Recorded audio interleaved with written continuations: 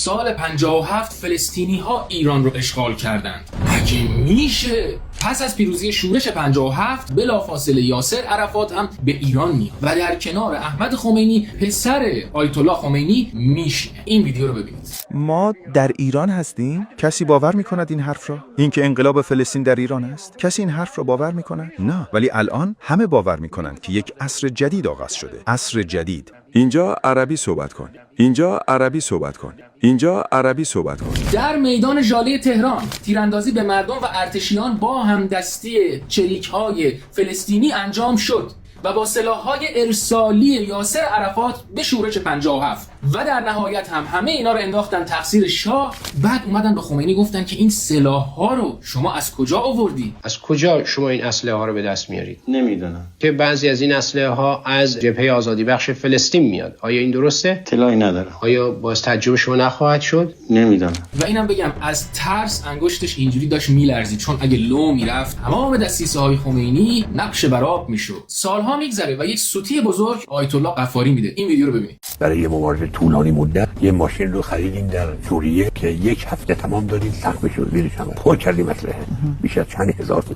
حالا به کی بدیم بیاره ایران؟ اما آقای یاسر عرفات که عشق خمینی بود و احمد خمینی هم بهش گفت اینجا عربی حرف بزن، ایران سیخی چند. اینجا عربی صحبت کن. این آقا همزمان عشق صدام حسین هم بود. چقدر ما بدبختیم. میریم جلوتر، نه تنها عشق صدام حسین بود، عشق مسعود رجبی هم بود. میریم جلوتر، عشق جیمی کارتر هم بود. مشکل اینه که هنوز تمام نشده. با صدام حسین دست به یکی میکنه در جنگ با ایران. پس نشون دهنده اینه که خمینی اوکی داده بود که جوانای مردم ما رو بکش، جمهوری اسلامی بتونه بمونه. در جنگ ایران و عراق اعلام حمایت رسمی فلسطینی ها از صدام حسین، یعنی یاسر عرفات گفتش که قبل از اینکه مسلمان باشم عربم. برای همینه که اون پوفیوز بهش گفت اینجا عربی صحبت کن.